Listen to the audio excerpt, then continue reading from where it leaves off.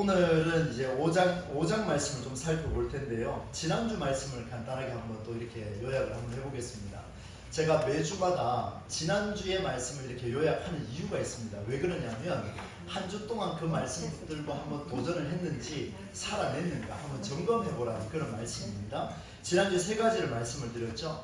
성벽을 재건하는데 그 재건하는 데 있어서 방해꾼들이 등장을 했습니다. 그러니까 외부적인 방해꾼이죠. 나를 힘들게 하는 고민과 아픔과 절망의 신음까지 모두 나를 흔들어 놓으려 할 때에 이겨내야 하는데 그게 쉽지가 않습니다. 외부적에서 밀려오는 이 근심들은요 우리를 굉장히 어렵고 힘들게 만들죠. 그래서 제가 어려운 용어를 썼는데 한번 따라서 할까요? 객관화하는 훈련을 하자. 객관화하는 훈련을 하자. 오늘 들으니까 또 생소하지 그죠? 어려운 용어는 신경 쓰지 마시고 고린도후서 7장 10절 말씀에 보니까 하나님의 뜻대로 하는 근심은 구원에 이르는 회개를 이루는 것이요 세상 근심은 무엇을 이룬다 그랬습니까? 사망을 이루는 것이니라. 그러니까 일반 사람들하고 똑같게 우리는 고민을 하지만 우리는 극복할 수 있는 비결이 있는데 그게 뭐냐면 똑같이 근심하고 힘들어서 괴로워하는 것이 아니라 어떻게 하라고요? 이 속에 하나님의 뜻이 무엇일까? 이걸 고민하고 찾아내는 사람은 외부적인 압력이 아무리 들어와도 이겨낼 수 있다 없다? 있다. 그렇죠. 그리고 두 번째가 일하는 자마다 일을 열심히 해야 되는데 한쪽에는 쟁기를 들고 한쪽에는 칼과 창과 활을 허리에 찼다 그랬습니다. 이 두 가지를 같이 하려고 그러면 되게 힘들어요. 하나만 집중해야 되는데 두 가지를 같이 해야 되는 이유가 있었습니다. 보니까 성벽 재건하고 또 그 외부에서 들어오는 그 압력을 이겨내기 위한 파수하는 일이라고 그랬죠. 두 가지를 같이 가야 되는데 이유가 있습니다. 내적인 것과 외부적인 것을 함께 공유해 나갈 수 있는 조화를 이루는 신앙을 만들어가자. 그래서 이런 용어를 썼죠. 기형적인 신앙에서 벗어나자. 이런 말씀을 드렸죠. 그 다음 세 번째가 뭐냐면 한번 따라서 할까요? 하나님이 우리를 위하여 싸우시리라. 엄청난 메시지였죠. 하나님이 우리를 위해서 싸우시리라. 그래서 저는 이 말씀을 볼 때마다 하나님이 나를 위해서 싸워주시는구나. 나는 가만히 있어도 되는구나. 이렇게 생각한 줄 알았는데 그게 아니고 표준 세 번에 보니까 하나님이 우리 편에 서서 싸워주신다. 이런 표현이 있었습니다. 이 말이 뭐냐? 우리 편이라는 거예요. 하나님이 내 대신 모든 걸 해결해 주는 분이 아니라 내 편에 서서 네가 어떤 상황에 벌어지더라도 네 편에서 벗어나지 않을 것이다. 우리 하나님이 놀라운 메시지 아니겠습니까? 그래서 기독교의 힘은 최선을 다하는 삶에서 나온다라는 것을 지난주에 세 가지를 또 말씀을 드렸죠. 오늘도 역시 세 가지입니다. 목사님 왜 그리 많습니까? 하다 보니까 굉장히 많아졌습니다. 내용이 참 알차고 오늘도 하나님의 메시지를 주실 텐데요. 잘 한번 들어보십시오. 포로 생활에서 고국으로 귀하는 유다 백성들과 느헤미야가요 성벽을 재건하는 일을 굉장히 애를 씁니다. 방해하는 자들의 음모를 이겨냈죠. 성문과 성벽 재건에 힘을 쓰는데 이번에는 어떤 일이 벌어지냐면 이 울타리 바깥에서 외부의 침입 때문에 힘들어했다면 이번에 어떤 일이 벌어졌냐면 내부적인 일이 벌어졌습니다. 이 내부적에서 어떤 일이 벌어졌는지 오늘 5장의 말씀이 나오는데 시작을 이렇게 하죠. 1절을 시작하면서 같이 한번 읽어볼까요? 1절입니다. 시작. 그때의 백성들이 그들의 아내와 함께 어떻게 했다고요? 크게 부르짖어. 그 다음에요. 그들의 형제인 원망하는데 여러분 보세요. 힘을 모아서 성벽을 지금 재건해야 되는 이 엄청난 원대한 비전과 꿈이 있고 오늘도 우리가 사업을 해야 되는 사업에 대한 꿈이 있고 비전이 있고 오늘도 우리 교회가 감당해야 할 그 꿈과 비전이 있는데 근데 서로 원망하고 있답니다. 싸우고 있다는 거예요. 근데 원망하는 이유가 나오는데 여러분 함께 해야 할 그 시기에 서로 원망하면 어떤 일이 벌어지겠습니까? 하나가 되겠습니까? 분열이 되겠습니까? 분열이 되죠. 그래서 오늘 성경에서 우리가 찾아야 될 게 뭐냐면 내부적으로 유지할 수 있는 정체성을 잃게 됩니다. 이스라엘 공동체라고 하는 정체성을 잃게 되는데 서로가 하나님의 백성이라는 정체성이 무너지면요 성벽을 재건하는 일도 아무 의미가 없습니다. 한번 깊이 생각을 해봤습니다. 성벽을 재건하기 위해서 여러 사람들이 지파별로 다 모여서 지금 재건을 하고 있습니다. 땅을 고르고 있습니다. 흙을 모으고 있습니다. 물을 뿌리고 있습니다. 벽돌을 쌓아가고 있습니다. 그런데 싸우고 있어요. 여러분 보세요. 성벽을 재건하는 이유가 무엇입니까? 재건하는 이유는 다른 곳에 있는 것이 아니라 바로 이 성벽을 재건하는 사람이 중요하다는 것을 보여주는 게 하나님의 뜻이었습니다. 한번 따라서 할까요? 하나님의 뜻은 성벽에 있는 것이 아니라 사람에게 있다. 그렇죠. 여러분, 우리 동부제일교회 건물을 건축하는 게 중요한 게 아니고 여기 있는 사람들을 어떻게 세워가는가가 더 중요하다는 것을 오늘 본문에서 보여주고 있습니다. 굉장히 중요한 통찰이라고 생각할 수가 있겠습니다. 그런데 이 사람이 사라지면요, 포로 생활에서 귀환을 했지요. 귀환을 했는데 이 사람들이 싸우고 있습니다. 그러면 성벽을 재건할 이유가 있겠습니까? 없겠습니까? 없지요. 그래서 오늘 1절부터 5절까지 말씀인데요. 여러분, 우리가 1절을 읽었으니까 2절로 5절까지 말씀을 조금 깁니다만은 함께 읽어보겠습니다. 2절로 5절입니다. 시작.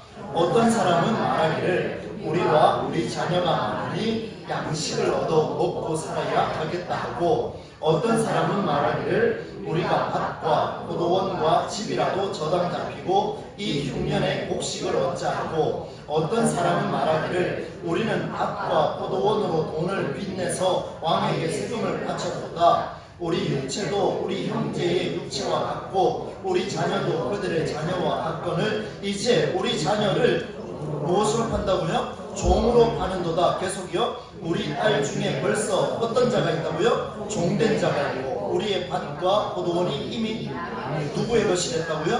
남의 것이 되었으나 우리에게는. 여러분, 이 말씀이 어떻게 느껴지세요? 저는 읽으면서요, 처음에는 막 힘있게 읽었습니다. 부르짖어 원망하는데 그래 무슨 일인지 한번 보자. 근데 읽어 내려가는데요, 점점 힘이 빠지기 시작합니다. 여러분 보세요. 2절 읽고 3절 읽고 4절 읽고 5절로 딱 오는데, 포도원이 이미 남의 것이 되었으나 우리에게는 힘이 없도다. 여러분 보세요. 완전 절망이에요. 절망. 네 분이 일어났는데요, 한쪽은 완전히 망했다 그러고 한쪽은 막 취하는 바쁜 거예요. 한쪽은 돈을 많이 벌고 한쪽은 돈이 아예 완전 다 떨어져 버리는 이런 상황이 벌어졌습니다. 모든 것을 잃어버린 그런 상황에 지금 처하고 있습니다. 여러분, 포로에서 귀환한 백성들의 시련이 밀려왔는데 내용을 보니까 이렇습니다. 어떤 사람은 우리가 밭과 포도원과 집이라도 저당도 잡혔다. 먹고 살아야 하니까, 그저 입에 풀칠이라도 해야 되니까 내가 집에 있는 것을 다 이제 토해냈다는 거예요. 왜요? 포로에서 돌아와 보니까 이 사람들이 돈이 있습니까? 없습니까? 여러분, 세월이 엄청나게 흘렀습니다. 그 돈이 어디 있겠습니까? 있다 해도 그 페르시아 땅에서 사용하던 돈이 있겠죠. 조금 있겠죠. 근데 의미가 없지 않습니까? 그걸 갖고 와서 바꿔보기도 하고요. 그때 그 전에 있었던 그 밭도 팔아보고 집도 팔아보고 먹고 살아야 되니까요. 여러분, 우리 부모의 심정 그거 아닙니까? 우리 아이들이 배고파서 손가락 쭉쭉 빨고 있는데 엄마 아빠 가만히 있을 수 있습니까? 팔아야죠. 아니면 나가서 일을 하든지. 그게 다 해본 거예요. 할 만큼 다 해봤는데 힘을 잃었습니다. 이제 아무것도 없다는 거예요. 너무나 다 잃어버렸습니다. 생각해보면요, 정말 안타까운 상황이 이 상황에 벌어졌습니다. 그런데 비싼 이자를 내가면서까지 다 팔아 넘겼더니만 오히려 이것을 취한 사람들은 없는 사람들을 괴롭히기 시작합니다. 이게 오늘 본문의 핵심입니다. 있는 자들은 더 가지고 없는 자들은 더 망가졌는데, 근데 가만히 보니까 이 두 백성 다 어느 백성이에요? 이스라엘 백성이에요. 한 민족이 분열됐는데 뭐 때문에 분열됐다고요? 먹고 사는 문제 때문에 분열됐다는 거예요. 느헤미야가 보니까 기가 막힌 일이 벌어졌습니다. 그래서 느헤미야가 그냥 넘어가지 않습니다. 여러분, 느헤미야가 질문해 보겠습니다. 느헤미야가 이 예루살렘에 왜 왔습니까? 성벽을 재건하러 왔지요. 원대한 꿈을 가지고 이제 우리 인생을 이렇게 한번 살아보겠습니다 하면서 꿈을 가지고 딱 왔는데, 그 꿈을 이루려고 딱 왔어요. 그 꿈을 이루려고 최선을 다하고 지금 이것이 유일한 목적인데 장애 요소가 발생했습니다. 그것도 외부적인 일이 아니라 다 수습하고 난 뒤에 보니까 내부적으로 발생해 버렸습니다. 다시 말하면 우리 가정에서 큰 일을 계획하고 있는데 바깥의 일은 다 극복했는데 집 안에서 자녀들에게 문제가 생겼다는 거예요. 우리가 사업을 열심히 추진하고 있는데 바깥에서 문제가 생긴 게 아니라 이 사업장 안에서 문제가 터졌다는 거예요. 결정적인 문제가 터졌다는 거예요. 느헤미야가 어떻게 대처하는지를 한번 보겠습니다. 상당히 머리 아픈 상황이 벌어졌는데 그냥 지나가지 않습니다. 여러분, 조금 전에 말씀을 드렸죠. 예루살렘에 돌아온 목적은 성벽을 재건하는 일이었습니다. 그런데 이스라엘이라고 하는 사람이 없으면 성벽을 재건하는 게 재건하는 일이 필요합니까? 필요하지 않습니까? 필요하지 않지요. 느헤미야가 이걸 알았습니다. 여러분, 제가 여기 와서 목회를 감당하며 더 건축하고 더 힘을 내고 교회를 더 크게 만들어가는 게 이게 목적으로 왔다면 정말 기가 막힌 일 아니겠습니까? 그게 목적이 아니라는 거예요. 여러분이 사업을 만들어가면서 번성해 나가는 거, 발전해 가는 거 정말 최고입니다. 여러분, 이 자리에서 11조 100만 원 이상 하는 역사가 나오기를 기도하겠습니다. 네. 네, 그렇죠. 너무 적습니까? 저 그런 거 만져본 적이 없어가지고 11조 1000만 원 하는 역사가 일어나게 될 줄로 믿습니다. 네. 그렇죠. 그 정도 돼야 좀 감이 오는 것 같네요. 어쨌든 여러분 한번 보십시오. 이런 목적을 가지고 우리는 쭉 추진해 가고 있는데 내부적인 문제가 딱 발생했을 때 그럼 어떻게 해야 될 것이냐. 너무나도 중요한데 사람이 중요하다는 걸 또 보여줍니다. 느헤미야는 지금 유다 백성들, 하나님의 백성들을 돌아보고 있습니다. 첫 번째로 제가 한번 정리를 해보겠습니다. 여러분, 성벽을 재건하는 일은 외부적인 그 모형을 쫙 갖추는 게 중요한 게 아니에요. 우리는 느헤미야를 보면은요, 그 성벽을 멋지게 갖춰서 지지난주 사진 한번 보여줬죠? 성문 10개를 만들고 성벽을 건축하는 게 최고였지 않습니까? 정말 멋있었어요. 그런데 그 모든 것을 짓는 이유는 그 속에 들어가서 살아야 할 이스라엘 공동체가 있었기 때문에 성벽이 중요하다는 말씀을 드렸습니다. 여러분, 이걸 알았어요, 느헤미야가.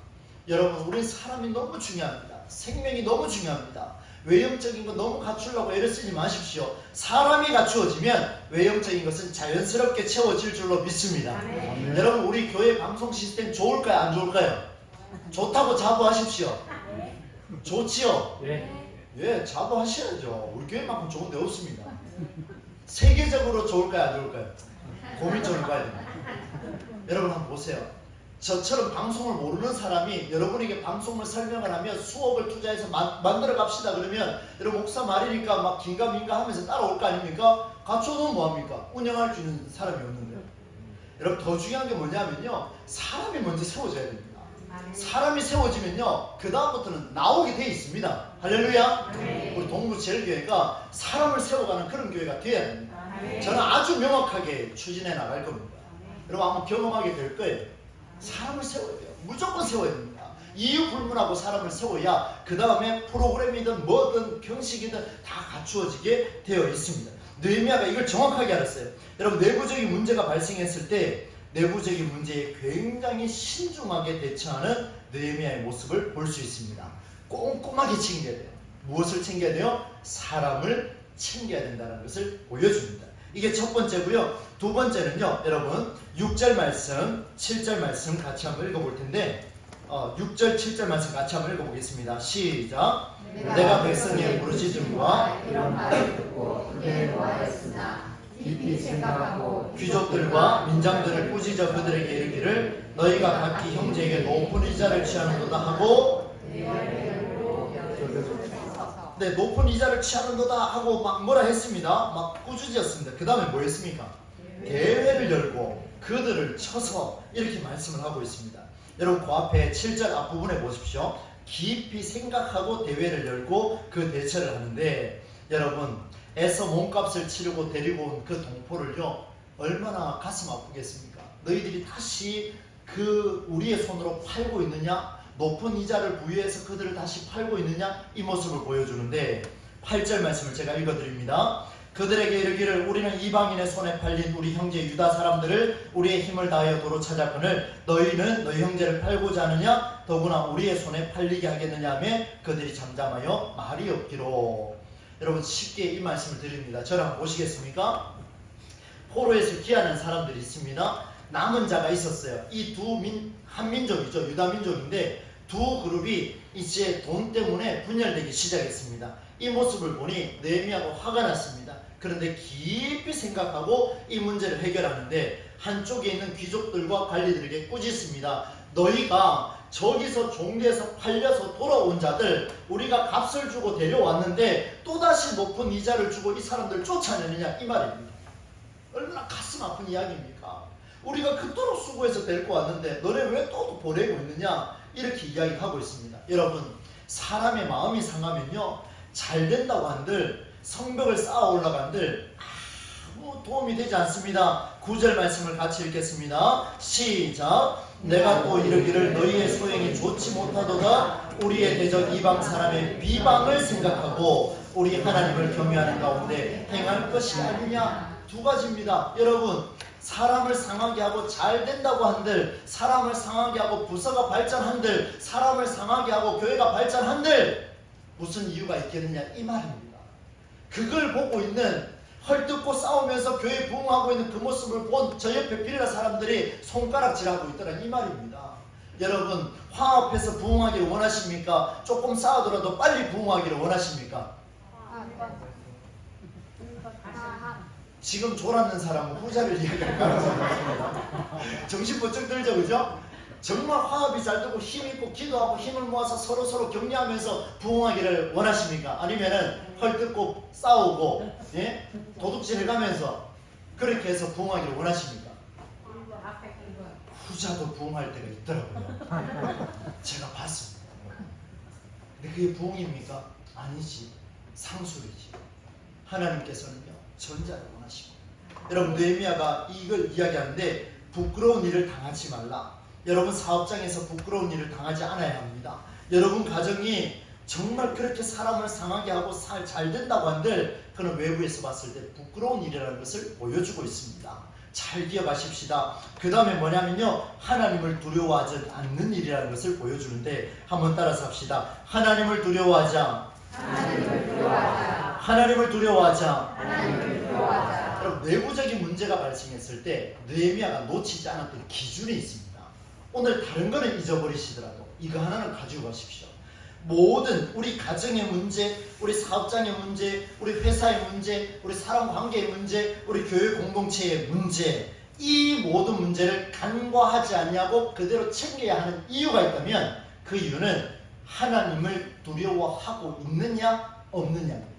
네가 전통을 알고 있느냐 없느냐, 네가 예의가 있느냐 없느냐, 네가 버리장머리가 있느냐 없느냐, 네가 배불리 먹고 있느냐 없느냐, 네가 사업을 잘하고 있느냐 없느냐, 네가 직분이 있느냐 없느냐, 아무 소용이 없습니다. 그걸로 하는 것이 아니라 꾸짖으려고 하거들랑 하나님을 두려워하는 자가 있느냐 없느냐, 이게 절대적인 기준이라는 것을 보여줍니다. 여러분, 우리 자녀들한테 교육할 때도요, 내가 하나님을 두려워하고 있느냐, 그렇다면 이 아이를 위해서 내가 하나님을 두려워하는 마음으로 아이를 꾸짖는다면 여러분, 우리 입에서 욕이 나오겠습니까? 나올 수가 없지요. 나올 수가 없지요. 안 그렇겠습니까? 이 삿대질 할 수 있겠습니까? 없지요. 여러분, 정말 문제가 발생했을 때 나도 그렇지만 그 사람도 하나님을 두려워하고 있는지 없는지를 판단하고 대화하는 게 굉장히 중요하다는 것을 보여줍니다.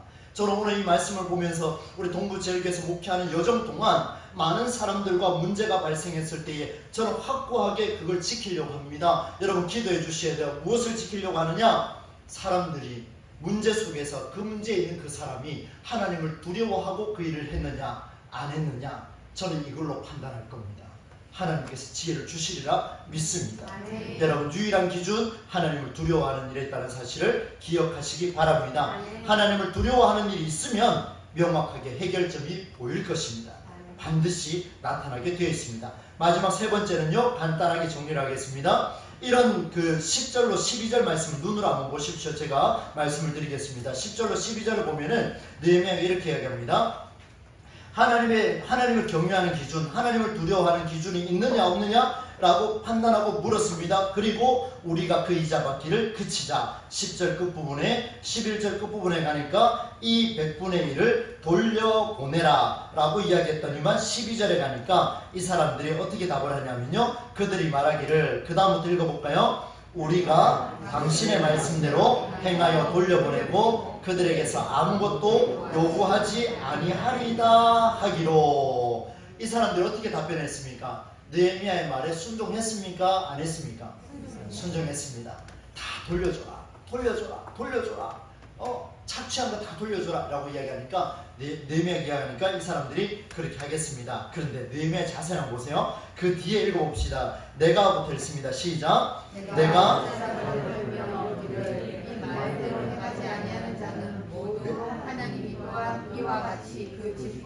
너무 많이 가셨어요. 너무 많이 가셨어요. 12절 끝부분입니다. 내가 제사장들을 불러 그들에게 그 말대로 행하겠다고 뭐 하겠다고요? 맹세하겠다. 맹세하겠다고. 여러분 이게 하나님 앞에서 살아가는 신앙입니다. 우리끼리 맹세한다고 될 일이 아니에요. 하나님 앞에서 당신도 맹세하고 나도 맹세하고 누구를 불렀다고요? 제사장들을 불렀습니다. 주의 말씀을 들고 있는 자들을 불러서 그 말씀 앞에 함께 서약을 하고 있는 그 모습이 있습니다. 만일 이 약속을 지키지 않으면 13절에 보니까 이렇게 이야기합니다. 느헤미야가 이야기합니다. 내가 옷자락을 털며 이르기를 이 말대로 행하지 아니하는 자는 모두 하나님이 또한 이와 같이 어떻게 한다고요? 그 집과 산업에서 이런 말씀은 참 듣기가 불편하지 않습니까? 그죠? 이렇게 살고 싶지는 않은데 하나님 털어버린다 그러니까 더 움켜잡고 싶은 그런 생각이 들지 않습니까? 여러분 제가 웃으면서 말씀을 드렸습니다만은 우리의 신앙생활을 다시 한번 점검해 볼 필요가 있습니다. 한번 보세요. 내가 옷자락을 털며 이르기를 이 말대로 행하지 아니하는 자는 느헤미야가 이렇게 합니다. 너 이렇게 살아니까 틀렸어라고 말하지 아니하고 모두 무엇이라고요? 하나님이 이와 같이 그 집과 산업에서 털어버리실지니 모든 일의 주체가 누구라고 이야기하고 있습니까? 여호와 하나님이시라 그 말씀하고 있습니다. 너무 중요합니다. 여러분 사람의 판단으로 부하게 되고 망하게 되고 이런 기준은 우리 교회에서 이제 찾지 않기를 바랍니다. 하나님께서 이루어 가시는 일에 흥망성쇠가 다 정해져 있다는 사실을 우리가 기억을 하고 하나님 앞에 엎드려야 하는데 그러면 우리가 해야 될 일이 무엇이냐? 이제 마지막입니다. 그는 곧 이렇게 털려서 빈손이 될지로다 하매 그 다음부터 읽습니다. 시작. 회중이 다 어떻게 했다고요? 아멘하고 그 다음에 여호와를 찬송하고 백성들이 그 말한 대로 행하였더라. 아멘. 회중이 다 아멘하고 회중이 다 아멘하고 여러분 어떤 지도자 한 사람의 말에 지금 아멘했습니까? 아니면 하나님이 하실 것이라는 말에 아멘했습니까? 그렇죠. 정확하게 보셨습니다. 오늘 우리 기도 제목에 응답하실 분은 어떤 목사가 서서 기도를 인도해서 응답받는 게 아닌 줄로 믿습니다. 하나님이 역사하셔서 아멘하고 화답하는 자에게 하나님이 응답하실 줄로 믿습니다. 이게 굉장한 은혜예요. 이거 판단 못하면요 계속 어떤 목사에게 매이게 됩니다. 기도하는 자리는 목회자가 중심이 아니라 오직 살아계신 하나님께서 이루어 주실 때 소수가 아니라 모두가 하나님 말씀에 아멘할 때 이루어질 줄로 믿습니다. 여기 딱 보세요. 온 회중이라고 말하고 있습니다. 회중이 몇 명이 아멘했다 그랬습니까? 회중이 다 아멘했다 했습니까? 다. 누구의 말에? 할렐루야. 예. 오늘 안 졸고 잘 따라오셨습니다. 말씀을 정리하겠습니다. 오늘 세 가지를 말씀을 드렸는데요. 첫 번째는 외부적인 모형을 갖추는 일보다 내부적인 일에 신중함을 보여야 된다. 그때 무슨 신중함이요? 사람을 볼 줄 아는 눈을 가져야 된다. 이런 말씀을 드렸습니다. 여러분 첫 삽을 뜨기까지 꿈을 가진 여러분들이요 외형을 갖추기 시작할 때에 내부적으로 문제는 반드시 일어나게 되어 있습니다. 그게 내 자녀일 수도 있습니다. 그게 내 공동체 식구일 수도 있습니다. 우리 교회 성도일 수도 있습니다. 그런 문제 속에 사람을 꼼꼼히 체크할 수 있는 우리의 모습이 되기를 바라고요. 두 번째는 그 기준이 있습니다. 하나님을 두려워하느냐 두려워하지 않느냐 그것이 기준이라는 사실을 기억하시고 세 번째는 한 사람이 아멘한 것이 아니라 모두가 아멘했는데 누구의 말에 아멘했다 그랬습니까? 하나님의 말씀에 순종하여 주의 말씀 의지하여 깊은 곳에 그물을 던졌더니 어떤 역사가 일어났습니까? 배 두 척에 다 쌓고도 남을 놀라운 역사가 나타났다. 그 말씀을 주셨습니다.